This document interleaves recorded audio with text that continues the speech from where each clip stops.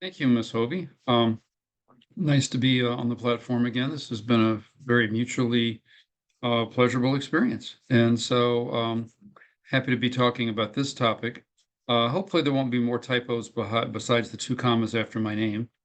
And then Nicole had a bit of an old bio. It's over 40 years now. And the newest edition of the ASAM criteria, I was just a field reviewer. I was the managing editor of the 2013 edition. So we probably used that when I was giving a ASAM criteria presentation for this audience before the newest edition came out. So this is a topic that's of great interest to me, and I hope it's going to be entertaining and informative for you and provocative to get you thinking about stuff. So this is all the different stuff I do. I'm now down in Loma Linda, California, where I'm on the faculty of a couple of medical schools down here. And I got students and residents and fellows that I teach, and they're kind of sitting back watching the live recording as we go. So this talk has absolutely nothing to do with the VA, and they want everybody to know that. This is just me on my own, sharing some observations with you. So the concept of recovery came out of the addiction space, even though mental health recovery has been talked about a lot more in the last 10 or 15 years by SAMHSA. And so the question is, do people recover from addiction? Can you say that somebody's in recovery like for the rest of their lives? What does it take to be in recovery?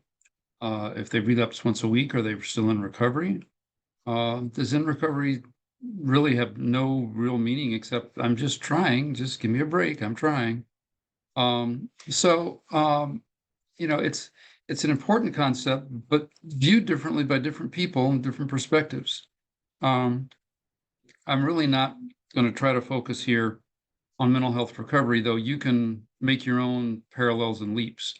We're talking about recovery from addiction, which, according to the ASAM definition of 2011, can involve substances or addictive behaviors.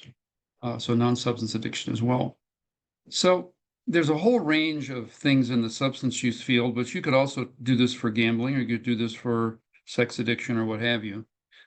Just because you're doing it doesn't mean it's pathological, but if you're using it in a problematic way, then it may be a problem, but is it really a brain disease?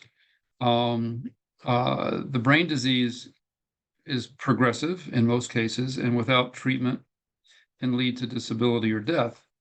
In general, we're not talking about recovery from substance use, because that's not something you recover from. It's just something you stop.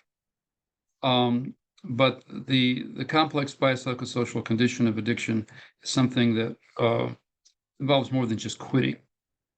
So I reference back to the 12 steps in case some of you need the reference.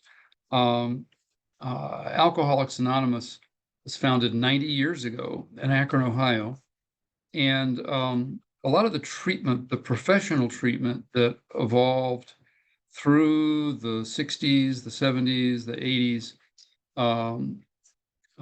in the US relied heavily on the 12 steps. And a lot of professional treatment didn't involve much more than having people work the steps in a structured environment with a team of counselors and psychologists and rec therapists and what have you. And the physician was generally not even a part of the team. But traditional treatment did rely heavily on the 12 steps, and it looks at concepts such as unmanageability, doing the same thing over and over again, expecting a different result. That's insanity. Tolerating the intolerable is pretty insane if you're looking at it from the codependency standpoint. And then made a decision that we're not going to try to say we're running the show. We realize that our efforts have not been successful for us, and so we're going to try something different. So these are the 12 steps of Alcoholics Anonymous. Looking at yourself, looking at your internal defects, looking at your shortcomings, and making amends for your missteps, and continuing to take a personal inventory, step 10, and when we were wrong, promptly admitted it. So Celebrate Recovery is an explicitly Christian-based spinoff.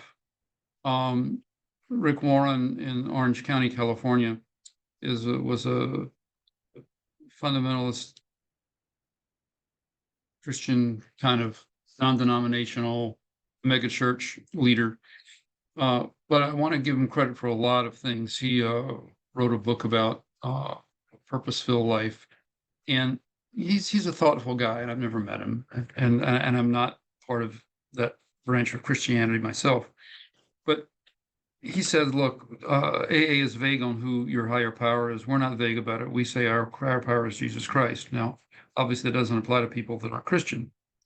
But they paraphrase the 12 steps in a way that I think it's a good way of looking at it. Realizing that you're not the center of the universe. Realize that you have tendencies to do the wrong thing, and that that gets the best of you sometimes. You believe that there is a power that can help you if you let yourself give up self, and you can take that in a Buddhist approach of surrender of self, but just to say that there's something that transcends us. Now, again, this Christian approach some people are turned off by it. That's totally fine. I never recommend Celebrate Recovery unless I already know that somebody is a non-denominational Christian. But if that's where they're at, it can be very good for them. And so they kind of combine the steps of AA and evaluating all my relationships, offer forgiveness and amends, except when that would hurt them. So a lot of the phrases are directly out of it. So I want to provide this as a context because recovery in the AA sense means working the steps with a sponsor and going through a personal transformation, which even AA calls a spiritual awakening, not religious, not theological, but a spiritual awakening where you accept that there's something bigger than you.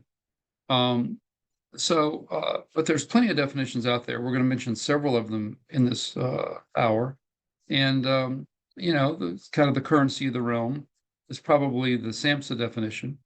Now, there's a question of whether SAMHSA is going to exist with all the government reorganizations and things either happening by DOGE or some other decision. I think this was Secretary Kennedy's idea to create some sort of new agency on health or some, I don't know. But SAMHSA is still doing something, even though the medical director resigned about a month ago, 2 months ago.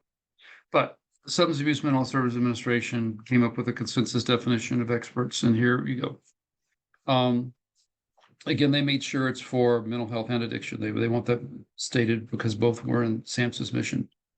So a lot of stakeholders. Here we go. A process of change. A process. And it's not a destination, it's a process through which individuals improve their health and wellness, live a self-directed life, and strive to reach their full potential. So self-actualization, being a better person, having your life not be unmanageable and just wildly out of control. But this to me looks a little, I don't know. I think they wanted to avoid all controversy, and they distilled it down to something that maybe is I don't know. What do you think about it? Does it look like fluff to you? I mean, it looks like it's kind of like motherhood and apple pie. And other definitions of recovery, I think, are more specific. I mean, it's nice. How can you argue with trying to improve yourself, your health and your wellness, to be a decent manager of your own life and reaching your full potential? That's kind of hard to argue with that stuff. So they define health, they define home, they define purpose and community.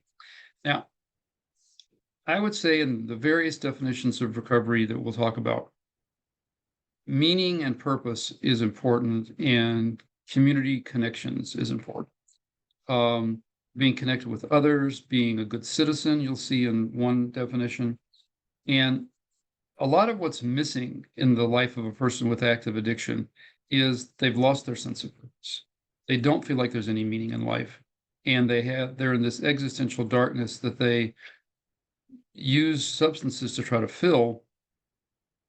It doesn't really provide anything of substance. It provides them the illusion of happiness, and they realize it's illusionary after a period of time. And it's not really meaningful. And I mean, it doesn't contribute positively to the community they live in. Um, but finding purpose is important as you climb out of addiction. And having purpose can be a prevention. It's a good preventive strategy, is help young people have a sense of meaning and purpose so that they don't have this existential darkness or this feel a need to just alter themselves and run away from life. But as you're recovering from addiction, finding your meaning and purpose is a real important part of the recovery process. So I want to keep my clock up. Okay.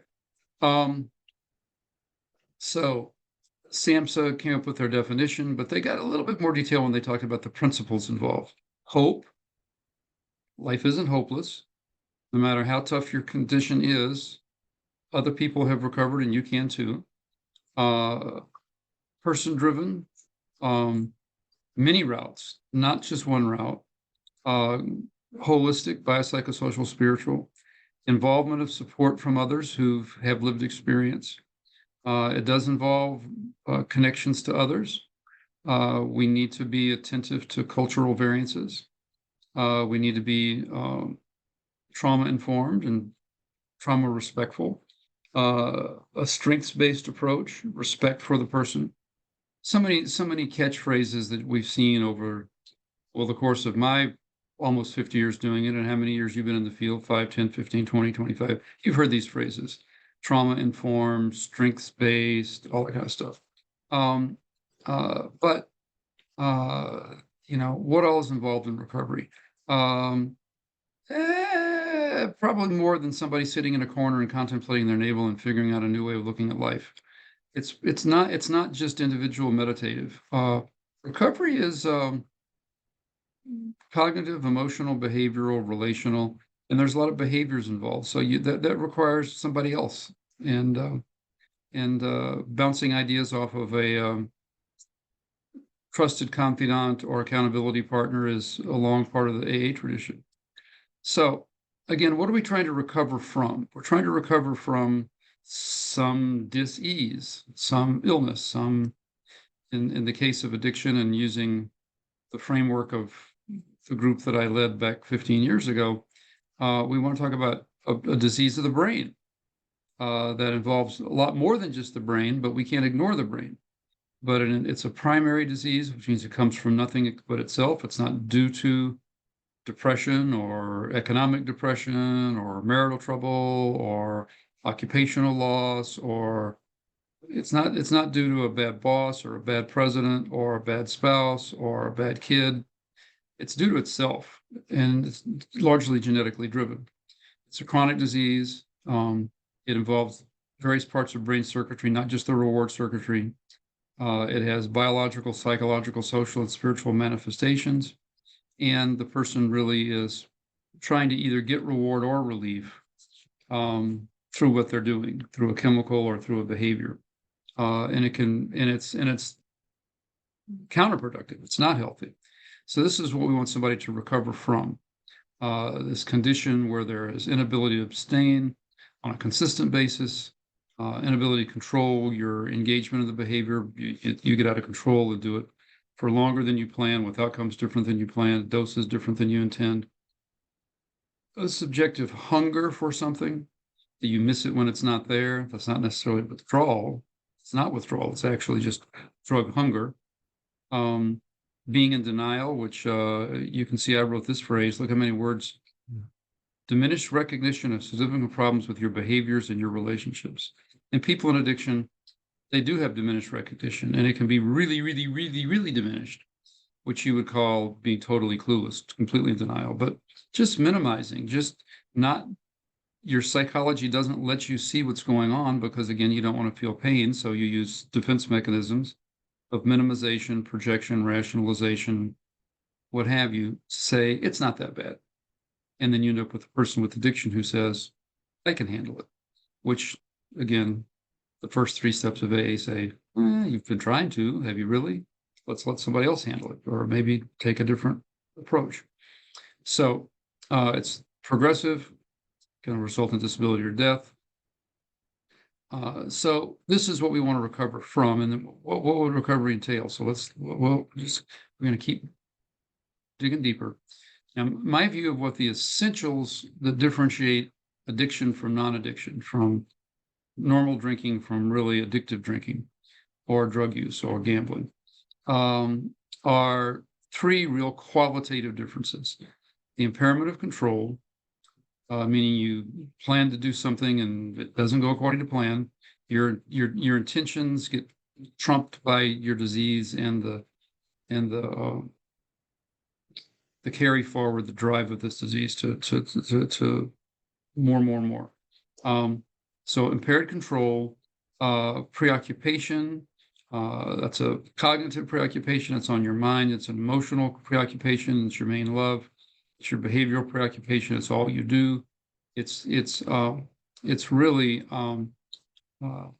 excessive focused attention. And some people say the first thing I think about in the morning, the first thing I think about when I go to bed at night. Salience is your motivational hierarchy changes so that your amygdala tells you of all the things that are rewarding in your life, there's really some real priorities out there. Now, the main job of all this process is to tell you that eating, drinking, and reproduction are the most important things for you to do. But in addiction, your drug takes on the quality of something essential for existence. And you are telling your brain is telling you there's nothing you need more than your drug because that's what you have to have every day. And it becomes the number one reinforcer. So you would want to recover to the point that your drug doesn't drive you, that you have a broader range of things that occupy your headspace than just your drug, and that you're conducting yourself in predictable, responsible ways and not having out of control behavior. So again, the ACM definition said it can involve reward or relief. Reward is positive reinforcement. The more you do something, the more it's likely to recur because it was rewarded. Relief is you do something to take away pain, and if something predictably takes away pain, again, you're more likely to do that. It involves not just substance involvement, but addictive behavior involvement. So these are features of addiction. And again, it's not about drugs, it's about brains. It's about what happens when people use. It's about the quality of use and the relationship the person develops to their drug. And we talk about this quite a bit in another one of the talks that I prepared. It's on your BestNotes YouTube page. And it's addiction and recovery. It's basically a neurobiology talk.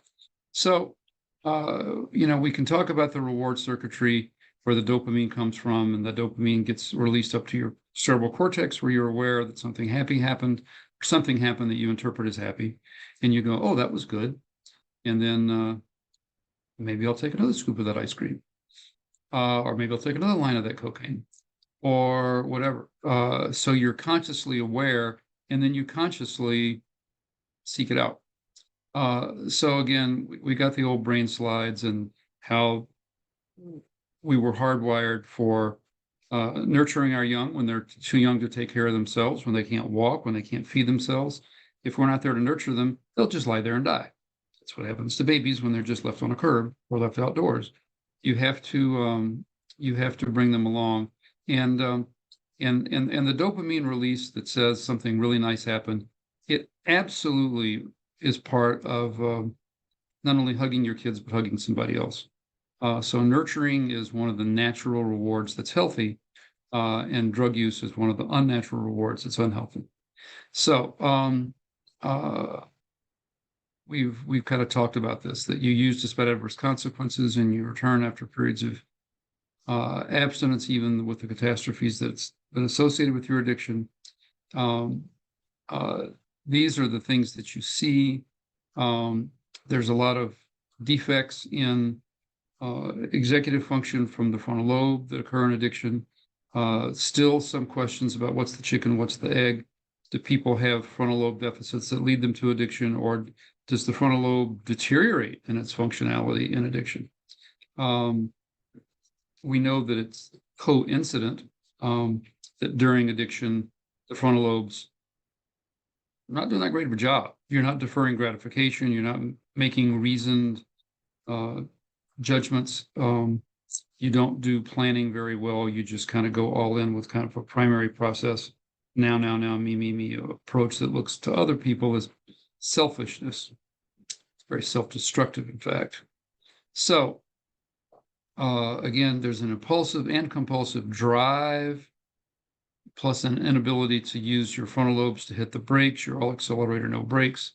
And despite consequences, it happens over and over again. And this lovely slide from NIDA that's probably at least 20 years old, that normal folks use their hippocampus to remember previously positive experiences and say, let's kind of try that again. And saliency is picking amongst the various options what you're going to do. And it's all under a review process by your frontal lobes to kind of go, well, okay, but what then? Is this really what I want to do? Is this really the best idea? Let's play the tape forward and think about the eventual outcomes and not just the immediate gratification I would get. Sure, that hooker would be great, but what does that mean to the rest of my life? I've thrown away my whole marriage and everything. Oh my goodness. Frontal lobes keep you from doing things that you might otherwise do if everything were just pleasure-based.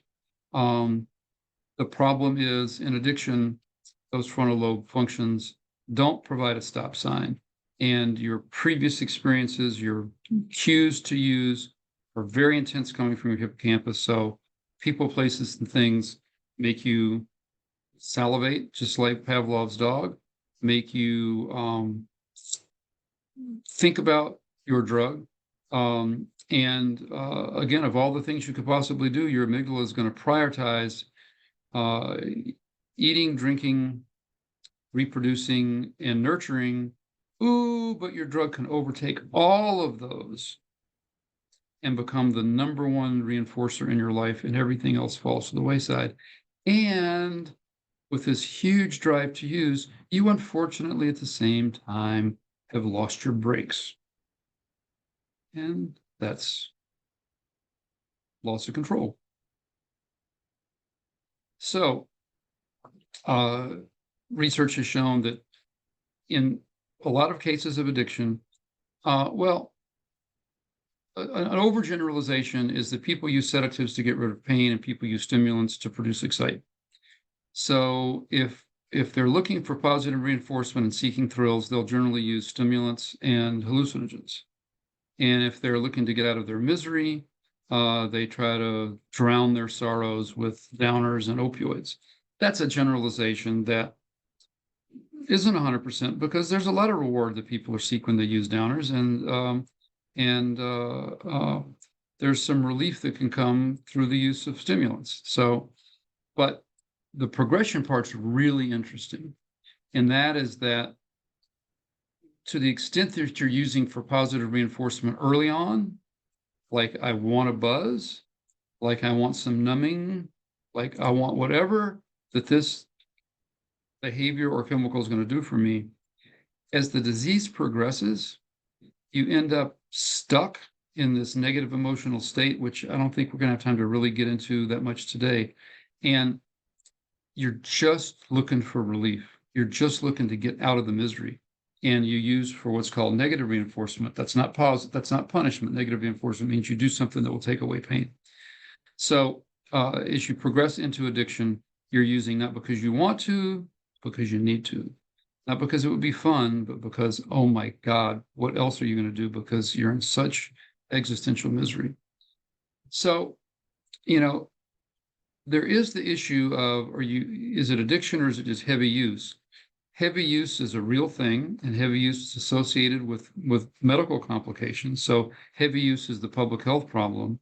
But I think recovery should be reserved for recovery from this enslavement, this very complex brain disease of addiction, and not just heavy use. For heavy use, you just teach people responsible use. That's what you do with people that have drunk drivings and go get a court-ordered assessment, they're found to not have alcohol addiction. They're found to have um, unhealthy use, irresponsible use, misuse, what we called in DSM-3, we called it abuse.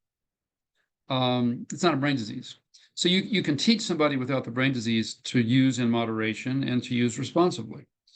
That kind of psychological approach of teaching responsible use doesn't work very well for people whose brains are so messed up that they don't have the frontal lobe moderating factors, and their amygdala is choosing their drug only.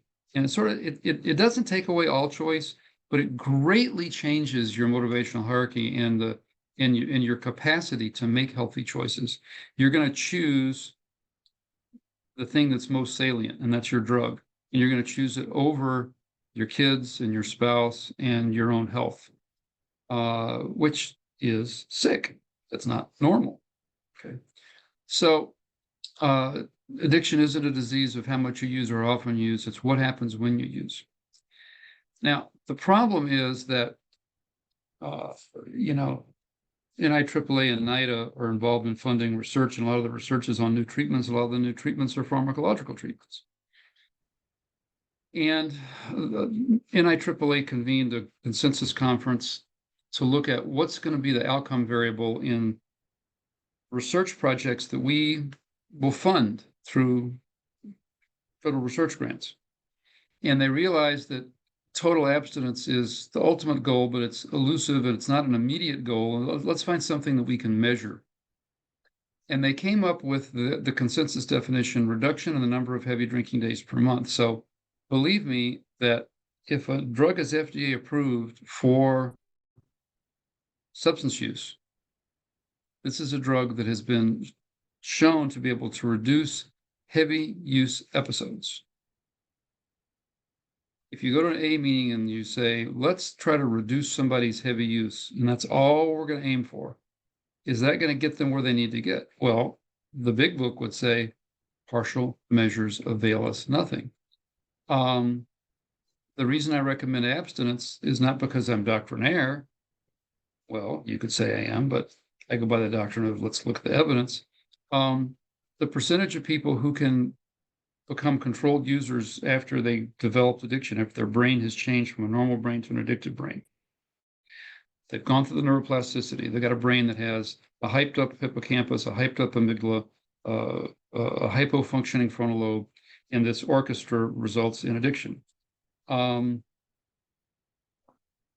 Once you've got that, what was I going to say about that? Well, I just lost my train of thought. I digressed too much. Oh, yeah. Controlled use works for a while, but inevitably fails. 89% of the time, you cannot go back to controlled use. Almost 90% of the time. So it's only good recommendation I have. I'm not going to recommend something that's got you 11% chance of success. So I don't want you to reduce your heavy drinking days. I want you to stop. I want you to stop tickling your nucleus accumbens and releasing all that dopamine. So if this is what addiction is, then recovery should be recovery from impairment of control, preoccupation, and salience. Recovery should involve improvements or complete resolution of these defects.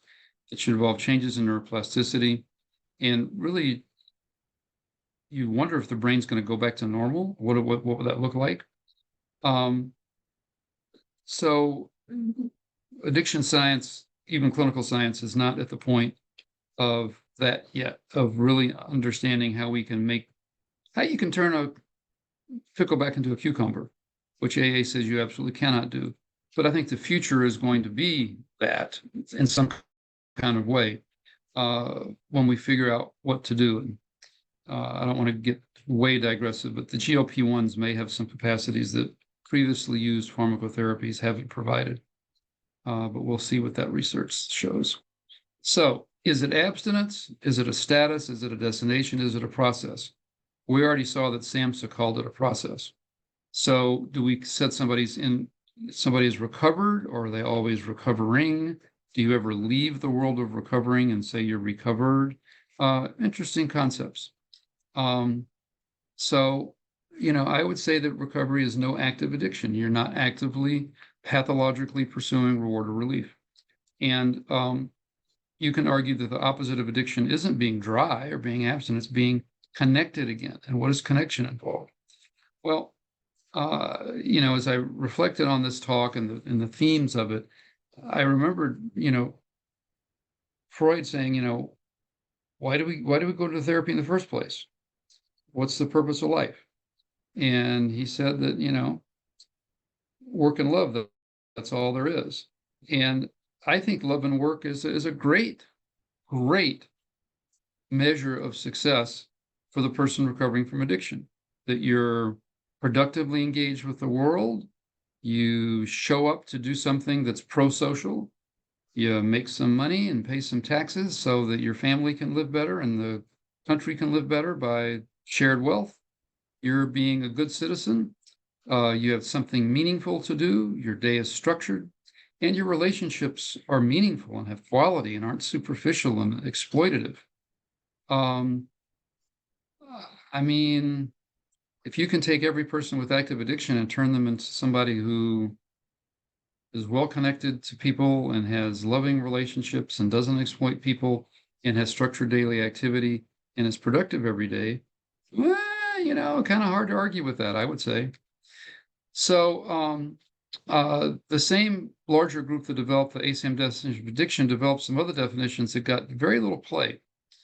And so one committee developed a definition of recovery.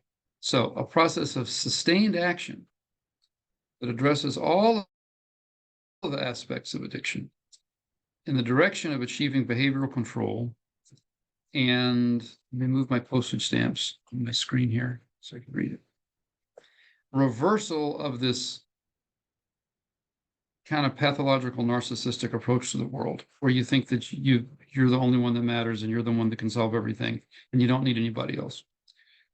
Reversal of these processes of projection and blame, and reversal of the defects in your relationships. So this group said that the ongoing process seeks to embrace the spiritual concepts of acceptance and surrender. And acceptance, if you haven't looked up the acceptance paragraph out of the big book, Google it. It's looked at so many times. Search engines can find it. Some people call it the acceptance prayer, but it's a beautifully written paragraph. And that's, I realize that the problem isn't the world. The problem is me accepting the world on the world's terms. Recovery, a process of acceptance of the illness, adherence to a care plan that includes mutual support, and using a chronic disease framework. It's not just a month of contact, but it's a lifelong process. The recovery process, again, looks at biopsychosocial and spiritual dimensions and looks at personal honesty, open-mindedness, willingness, diligence, focused awareness. There's a lot of things you can get through meditation. Engagement in vocational, educational, or creative behaviors. I'll call that work. Relationships with others, you call that love. Okay. In social networks of different sizes, your intimate partner, your family system, your broader social network, and your broader community. It's not attained through individual efforts. My smart aleck comment earlier is you're not going to obtain it sitting in the corner contemplating your navel. It's not something you do in isolation. It's something you do with the world around you. So abstinence is not using, but sobriety is better than that. Sobriety is you're not acting like a person with active addiction. You're engaging in recovery activities. You're pursuing self-improvement. Remission is, it's not active right now, and you've achieved this state through personal willingness for recovery action, and relapse is when you're back at it again. So these are different definitions. Let's look at the Betty Ford definition. This was the Betty Ford Institute, which is their nonprofit charitable foundation that does various and sundry things. And they convened a consensus group, and they came up with 3 criteria for recoveries: not using, being healthy, and being a good citizen. So recovery from substance dependence is a voluntary voluntarily maintained lifestyle. It's a lifestyle change. It's a new way of living that involves not using, being responsible for your personal health and every aspect of health, and citizenship. So this was published in an article in the Journal of Substance Abuse Treatment, and I don't know what year, 2007, Journal of Substance Abuse Treatment. So you can go find this. What is recovery? A working definition. So sobriety is the first, it's necessary but not sufficient. You can't be in recovery if you're still using. You're not going to have high quality life if you're always short circuiting your emotions. You're not genuine if you're fake, and substances bring about fake reality, not alt facts, not real facts. Real facts is you are a person. If you choose to have the framework, you can use the framework as you are a child of God. You have been created. You are special. You have unique things you can give. And so that group talked about early sobriety, maintained sobriety, and stable recovery, 5 years or more. Yeah, it's a good question. How long does brain healing take? Take 2 years, 5 years? We don't really know enough about that process. So for personal health, they use the World Health Organization's quality of life scales, and came up with definitions of personal health using quantitative instruments. And then citizenship is showing up. And so, my own concept is that you have self-awareness and you're not clueless anymore. You're not minimizing. You're not telling yourself you can handle it when you can't. You're not telling yourself everything in my family is rosy. You're not telling yourself, my kid's A report card is really overcompensation because they're going nuts living with this alcoholic family. You want to get aware of what's going on, aware of what disease you have and how it's impacted people around you. Rigorous honesty, which is called for in the fourth step. Searching and fearless. Do a check on yourself. Look at how you can be better and actively work to change. And don't say, I promise to. You show it with your behavior, you actually change. Celebrate Recovery talks about recovery from life's hurts, hangups, and habits. And I like that phraseology. And this great challenge that I was given by one of my good friends who served as an accountability partner for me, what of your imperfections are you allowing yourself to hold on to? I mean, do you believe you need to hold on to a vice? Is there something neurotic about you that says you can't really be a whole person, that you've got to have some defect that you can look to and use it as an excuse? And I mean, come on. Let's recover. Why hold on to old stuff? So do you need to be in treatment? No. Professional treatment is delivered structured way by trained and licensed people in licensed facilities. That's all good. Do you have to do treatment? No. People recover with AA alone all the time. But professional treatment isn't that bad. This is some stuff from, my God, 30 years ago. I wrote a book chapter. What do we look for people to change? We change what they do, how their body works, how they think, how they feel, how they interact. And really, where are they with something that transcends us?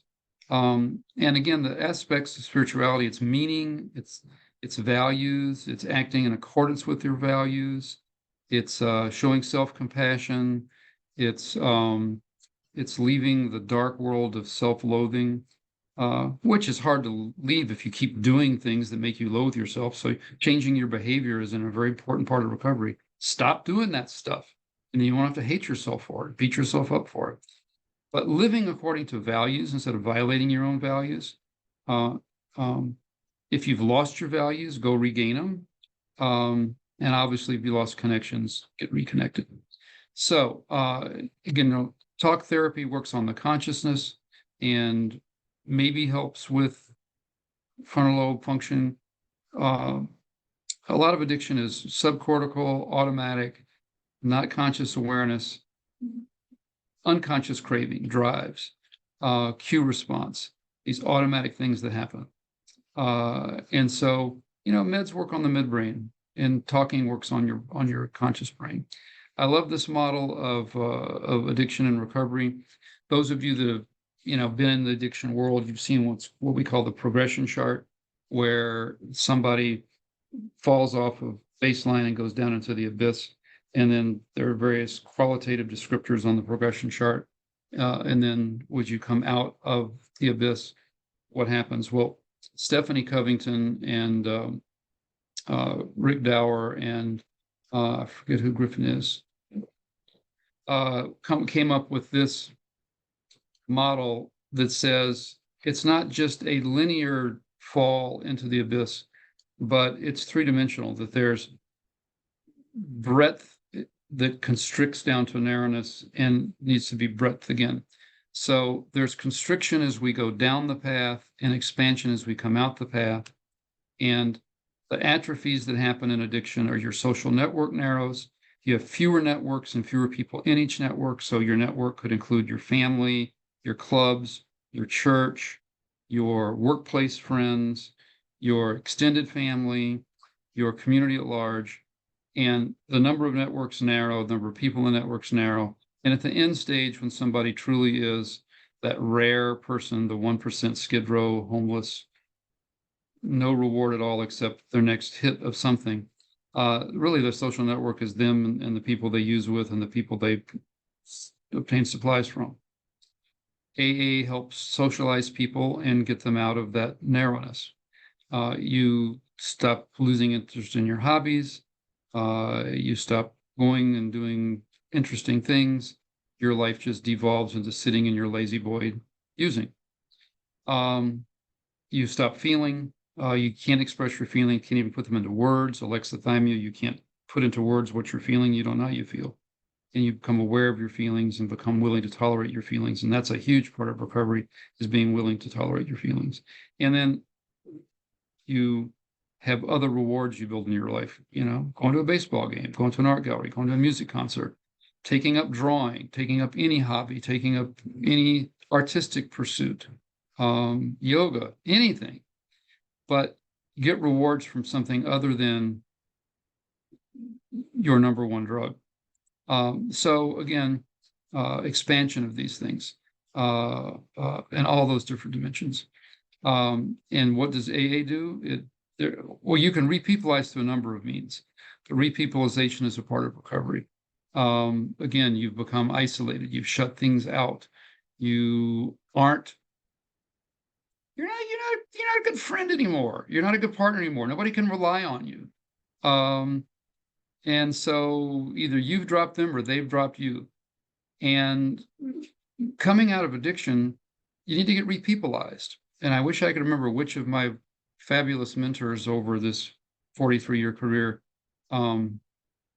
gave me that word. But I love it, repeoplization, which you can get through. You can do it on your own. Your family can lead you out of the abyss. AA is great at leading people out of the abyss. You meet new people, you interact with strangers, but there's various ways. But anybody's treatment plan should be, what are you doing to get reconnected with people? So what do you need to be in recovery? You need to be willing, you need to be humble, you need to be real, genuine, you need to have acceptance. These are the various features that people. So what would a person in recovery look like? Again, is it a never-ending process? Are you still in the process if you're trying? I'd say if you're engaged in recovery, if you're seeing your therapist, or you're going to meetings, or you're doing your daily meditations, or you're doing your daily exercise, or whatever you do to keep going, do your daily journaling. If you're actively engaged in recovery and you're not using, then you're in recovery. And if you're just not using, then that's where that term dry drunk comes from. You haven't really changed. You just subtracted your drug, but what did you add in your life? Recovery involves adding a lot of stuff because you had a lot of things that atrophied. So this is the recovery messaging from Faces and Voices of Recovery, which is an advocacy group. And it's a very interesting thing. They tried to see, what resonates with people. And I have a brain disease, doesn't really resonate. This is the phrase that actually is attractive and will get other people to jump on your bandwagon. If you say that my name is Sally, I'm in long-term recovery, what that means to me is that I haven't used my drug for this period of time, and I'm committed to recovery because it's given me and my family new purpose and hope for the future. Another phrase, it means that I haven't used, it's allowed me to be more functional in my family and in my community. This is the one I encourage people to use. I've become more functional in my family and my community. If you are in recovery, I always have one assignment to all the people who can attend my seminars. If you're in recovery, I have a very important job for you to do, and that's the next time you go to your doctor, make sure you tell them that you're in recovery, so they can have a mental model of a face and voice of recovery, because doctors have the sampling bias. They only see people at their worst, and they think a person with addiction is that person I saw who was loaded to the gills and very, very unpleasant and very dysfunctional. And that's the mental model they have of addiction. They want to have the mental model of you, spiffy clean, coming from work, going to softball after work, going to church on Sunday, possibly, if that's what clicks your clock. But a good citizen, somebody that you'd want to have babysit your kids, somebody that you'd want to have coach your kids. Give them that mental model. Okay. Can you do this without professional help? Absolutely. I think we're out of time. I think we want to do Q&A now and general discussion now. Are you still self-centered, or are you outside of yourself? It's a good yardstick. And so somebody who's in recovery is somebody who's in treatment for a good while, maybe a couple of years, and respects this chronic disease and realizes that you got to stay humble and you never really have it licked. You're out of denial. And again, I love this denial rating scale that Jeff Goldsmith and a colleague came up with a long time ago. There is no problem, or there's a problem, but I don't have it, or there's a problem and it's not just my job or my spouse, it's alcohol. Or, well, if I didn't use, that might be helpful, but I don't need anybody's help. I'll figure this out. No, thank you. Or, yeah, it really will help and I'll accept your help. And then as you get to higher levels, sobriety is easy, sobriety is difficult. And then, oops, life is difficult. So better existential awareness, better existential grounding, a better sense of the cosmos, actually, and that you are, in fact, a speck in the cosmos. So again, healthy behavior, healthy physiology, healthy thinking, healthy feeling, healthy relationships, and connections. Again, when I used to run a residential program, I would, work with the residents pretty regularly. Say this, your connections to yourself allow you to have better connections with loved ones and with your higher power. Better connections with higher power allow you to have better connections to yourself and to your loved ones. And your path forward may be your connections to your loved ones, and you'll learn through that what connection's all about, and then you can reconnect to yourself, and then maybe connect with something bigger than yourself. So all three dimensions of connectedness kind of feed into each other. Again, it's a chronic disease. You want to kind of know how it evolves. You want to know what to look for. You want to know what the progression of recovery looks like.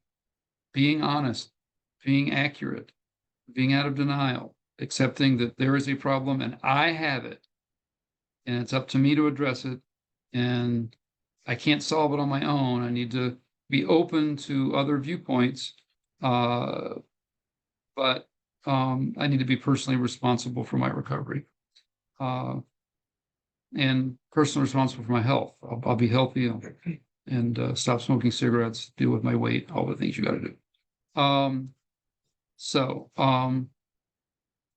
It would be nice if we could have, and I don't know if the end point is controlled use or just living life without your drug, but not being preoccupied, and having a broader range of rewards is good.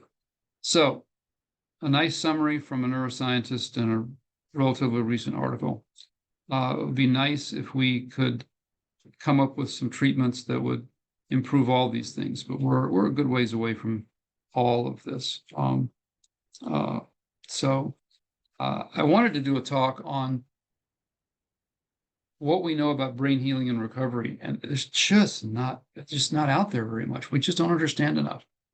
We can describe the reward circuitry really well. That's been around since the 50s. Understanding that it's not just about the reward circuitry, but it's about memory circuitry, motivational circuitry, inhibitory control circuitry, and the neuroplasticity that happens when the person with addiction exposes themselves to these unnatural rewards and the brain changes. And you stop interacting with substances or other rewards like normies do, you interact with them like an addict does. Can we describe healing of those brain areas? We don't really know that much yet.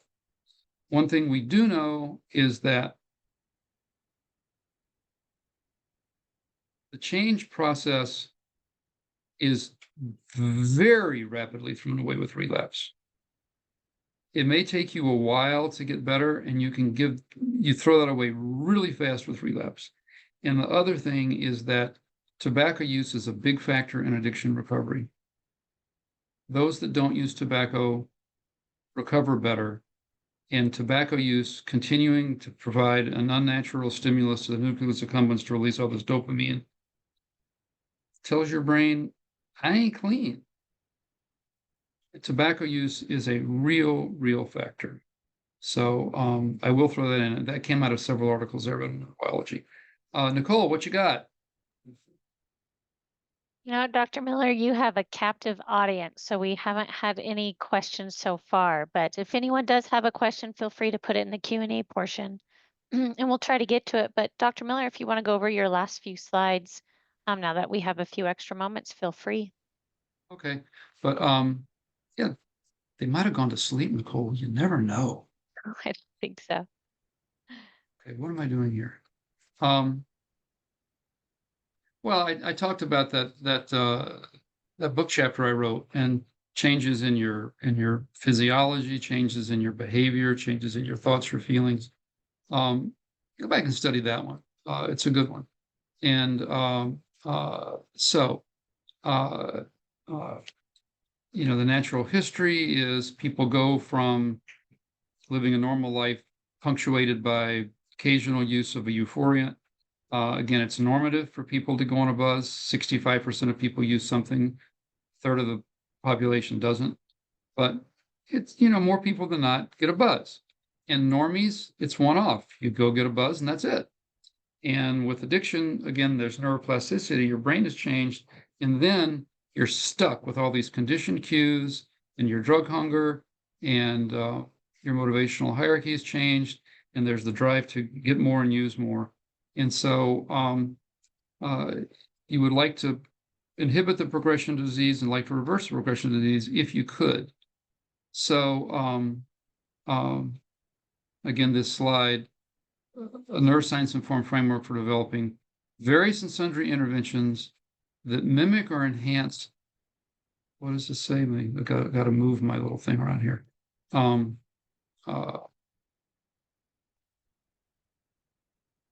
Neuromodulation is TMS. We're learning more about using TMS for addiction. And then, this huge controversial thing about, are there certain psychedelics that help with arborization and forming new synaptic connections in the brain? Is there something about use of some of these things that actually is therapeutic? I think, the jury's not in on that one. But TMS is going to be an interesting one.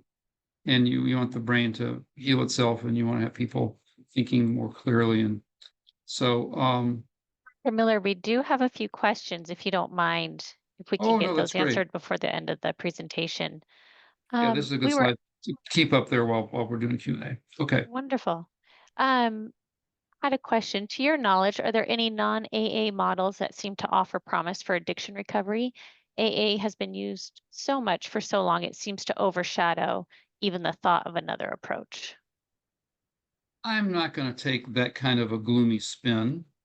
I'm going to say that there is smart recovery that's been around now for about 35 years that uses the cognitive behavioral principles of Tim Beck to looking at your triggers, looking at your automatic behaviors, trying to break the automatic behaviors so that certain feeling states don't automatically translate into certain behavioral states. Um, so there's CBT approaches that actually in professional treatment, CBT approaches and DBT approaches have really overtaken traditional addiction counseling that was based on rational emotive behavior therapy. So, just using a 12-step facilitation approach, that's a minority now in professional treatment. But in self-help programs, there is smart recovery and there is celebrate recovery. Again, celebrate recovery is very religiously oriented. AA is not religiously oriented at all. AA is spiritually oriented, not religiously oriented. AA has won in the marketplace of ideas, meaning people go to it. I would think after 35 years of smart recovery, there should be smart recovery meetings on every corner. And people should be able to go to a website for smart recovery and find the same range of meetings and availability and a number of days per week and different times a day that they find for AA. I love smart recovery. It's not winning in the marketplace. People talk with their feet. More people are going to AA. It does more for them. More people say this resonates. We can find tons of people that say AA is not for me, but it is more popular. Again, forcing people to go to AA is kind of perverted. It needs to be, according to its own principles, attraction, not promotion. I wouldn't say AA is doing anything to squelch out the competition and to have a position of dominance. It's just the one that works for people. You got Thank some you. others? Yeah, I've got a few others. Do you think once someone is in recovery, they may not feel feelings as strongly as they did prior to usage? Um,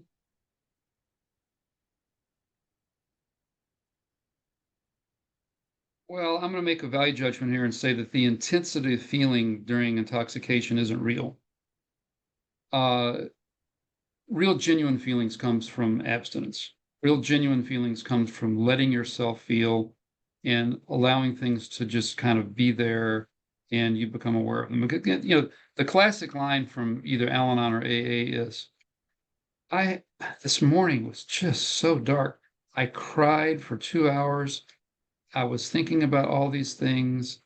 I was remembering, my dearest aunt who died 15 years ago. It was just a really dark day. And I just cried and cried and cried. And I got to conclude today's the best day I've had in 9 months because I'm feeling again. I can feel again. I'm a human being again. I feel happiness. I feel joy. I feel sadness. I feel fear. I and that's in my slides.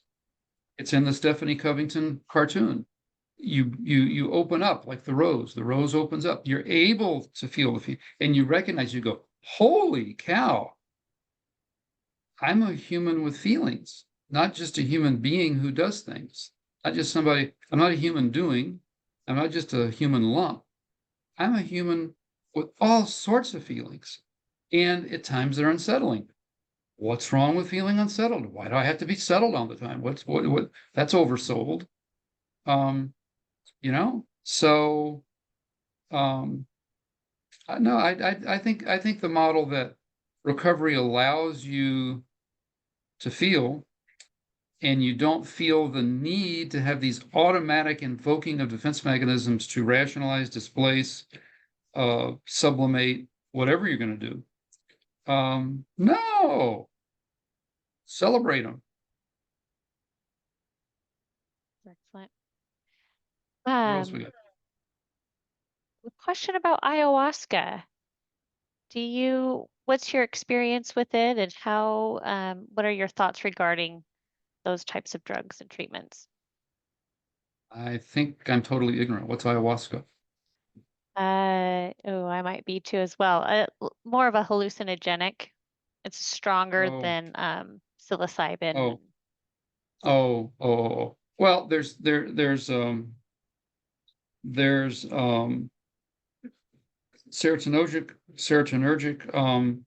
hallucinogens, and there's different classes of hallucinogens. Um, I think there's a real question of whether you can have true addiction to LSD. So I'll make that controversial statement. Um, Ketamine and PCP are rather neurotoxic. So in that family, I would say be careful. In the psilocybin LSD family, I don't know that there's any toxicities involved. Um, it's not a good mix when you already have psychosis. But if you're a normie, LSD probably won't make you different than a normie. And so the facilitated psychotherapies with hallucinogens, um, that was Timothy Leary was looking at that in the 50s. Um, so uh, I don't know enough, and I don't think the field knows enough to be promoting those things, but I think investigating is we should keep an open mind. Uh, and the articles I read, and the one I liked the best was in the American Journal of Psychiatry, in I think November of 2024, and they talked about actual the arborization in the nervous system increases with some of these agents. So you form more dendrites, and you have more connections with other neurons. You form newer neural networks, and so there may be something positive happening through exposure to these things. But I think we still have a lot more to learn. Awesome. I think we're overtime, Nicole. The We recording's are. gonna run. We Recording's are. gonna run out. Yeah. Thank you so much for your time, Dr. Miller. Everyone who's still here, I will send out the slides. I think your contact information is on the slides, right, Dr. Miller? So if Yeah, anyone yeah, and has the a question that we and didn't and get I and to, I and I, you and I get. made about I don't know I made about 20 PowerPoints on neurobiology, and there's a lot of articles I read. It's kind of mock sneaks. It doesn't do a lot for you in the end. There's not. We're just so far away. We're so far away. Uh, oh, that book chapter. Oh, that book chapter was in ASAM's Principles of Addiction Medicine, second and third edition, which are like those are like 94 and 98.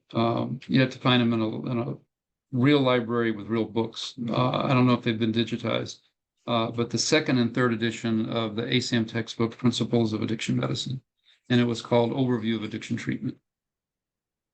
That's where that came from. Thank you for asking, whoever did. Well, thank you, Dr. Miller. We will have you for a follow-up webinar. It seems everyone really enjoyed your talk and presentation. So thank you so much. We'll coordinate on our next webinar and let everyone else know soon, okay? Wonderful. Thanks, Bye. everyone.